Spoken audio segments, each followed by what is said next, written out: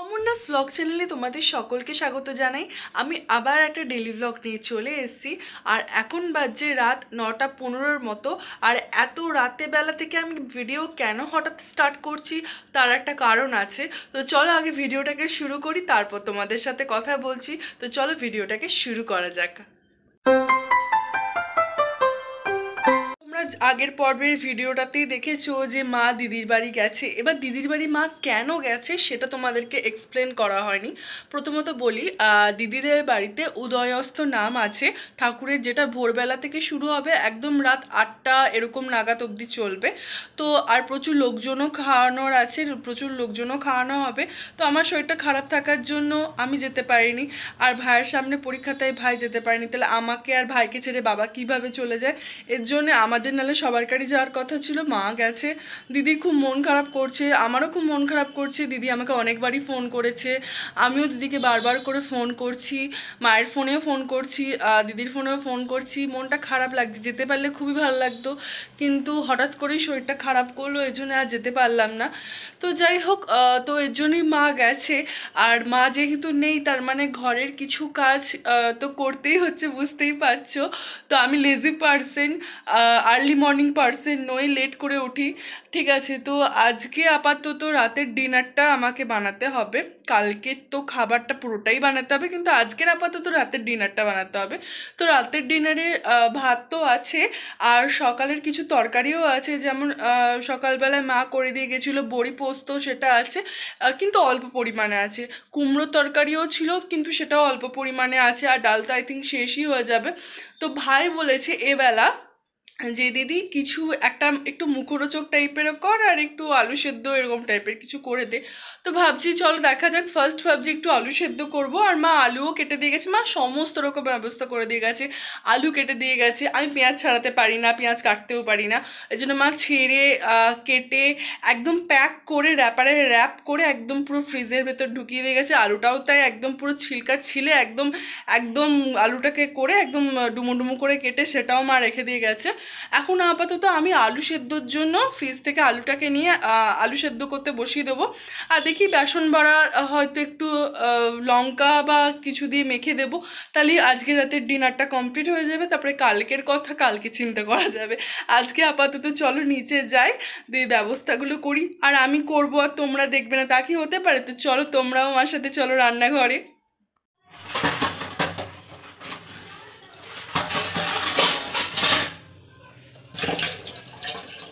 প্রচুর থালা বাসন তো ছিল না, কিন্তু সন্ধেবেলায় যে কটাতে মুড়ি খেয়েছি বা চা খেয়েছি আর ম্যাগি খেয়েছি সেগুলো তো ছিল।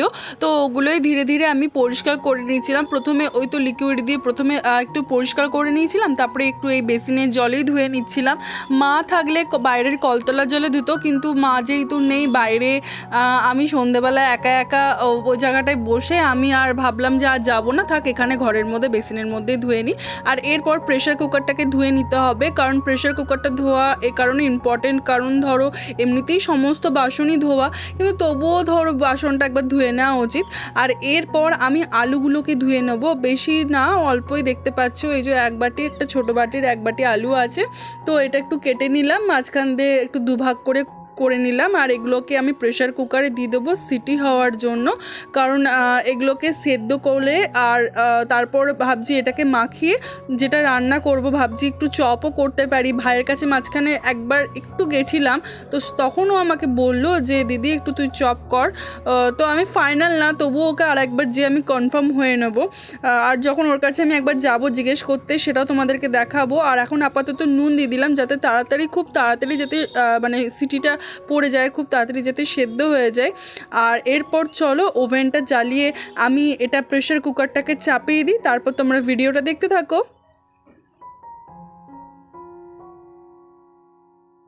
দেখলি রান্নার কতটা কাজ এগিয়ে গেল। আপাতত আলুটাকে সিটি হতে বসিয়ে দিয়েছি। আর এখন একবার আমি ভাইয়ের ঘরে এসেছিলাম ভাইকে জিজ্ঞেস করতে যে তুই কি খাবি আর কি বানাতে চাইছিস, সেটাই জিজ্ঞেস করতে, কারণ আজকে রাতে ডিনারটার আইডিয়া ওর ছিল, তার জন্যই ওর কাছে এসছি। যে তোর আইডিয়া ছিল না, তোর আইডিয়া ছিল না, বদমাইশি করিস না, আইডিয়াটা ওরই ছিল, তার জন্য ওর কাছে এসছি। এই বল ইয়ার কি না মেরে। তুই ভাবতো কত হাতির মতন চেহারা, আমি ইজিলি তোর পেছনে ঢুকিয়ে দিতে পারি। হ্যাঁ রে হ্যাঁ, ফালতু বকিস না, বল কি খাবি বল, কি খাবি? আলু সেদ্ধ দিয়ে চপ বানিয়ে দে।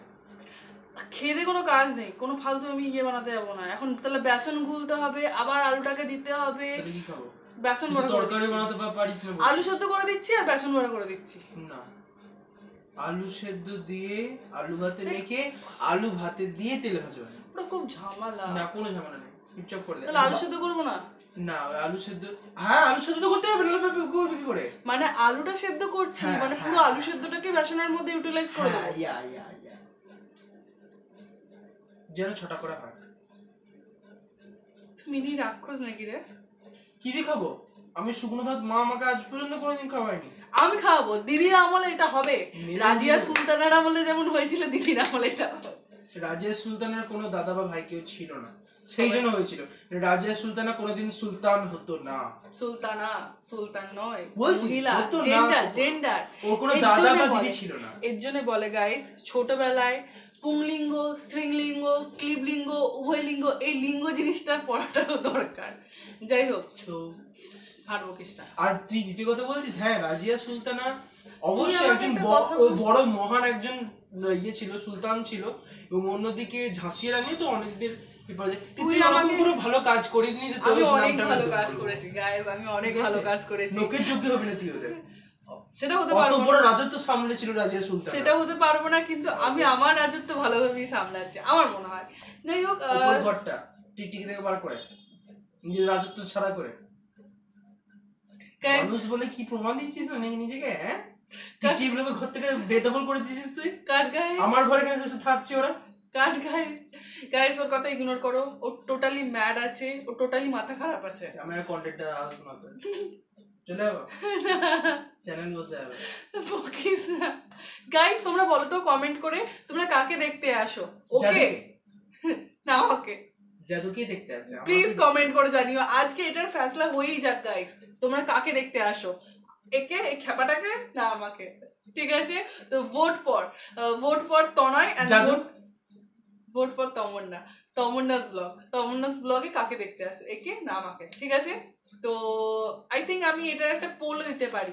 ভাইয়ের ছবি দিয়ে একটা পোল, আমার ছবি দিয়ে একটা পোল, ভাবছি দেবো কি দেবো না। যাই হোক, আপাতত তোমরা কমেন্টের মাধ্যমে জানিও, পরে যদি দেখি যে খুব বাড়াবাড়ি করছে তখন একটা পোলের ব্যবস্থা করবো। তো ঠিক আছে, তো চলো দেখতে থাকো। বদমাইশি এটা বন্ধ কর না রে। আর ভিডিওটি ভালো লেগে থাকলে বল like, comment, share and subscribe. তো চলো দেখতে থাকো। A few moments later. তো এখানে দেখতেই পাচ্ছ আমি রান্নাঘরে চলে এসেছি, আর আমার সামনে যে প্রেসার কুকারটা আছে না, আমাদের প্রেসার কুকারটা না পুরো মাথাটা খারাপ আছে। একে যতক্ষণ না খোঁচাবো ততক্ষণ এই সিটি উঠবে না, আবার এক এক সময় নিজে থেকেই সিটি উঠবে, আবার এক এক সময় উঠতেই চাইবে না।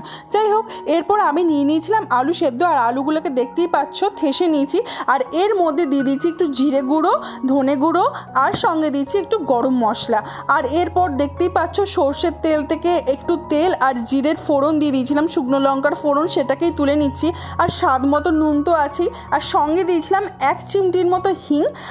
আর একটা তোমরা জিনিস ইউজ করতে পারো, যেটা আমরা ইউজ করিনি, সেটা হচ্ছে বাদাম, চীনা বাদাম একটু ভেজে নিলে দিলে একদম পুরো দোকানের চপের মতো খেতে হবে গাইস। তোমরা ভেতরের পুরটা একদম এরকম করে বানিয়ে দেখতে পারো, আমাদের খুব ভালো লাগে। কিন্তু সেদিন আমার বাদাম দিতে আমি ভুলেই গেছিলাম, তাই দেওয়া হয়নি।